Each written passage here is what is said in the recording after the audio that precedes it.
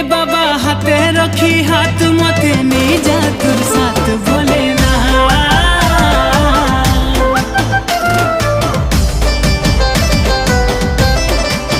ए बाबा हाथे रखी हाथ मते नहीं जा तुर साथ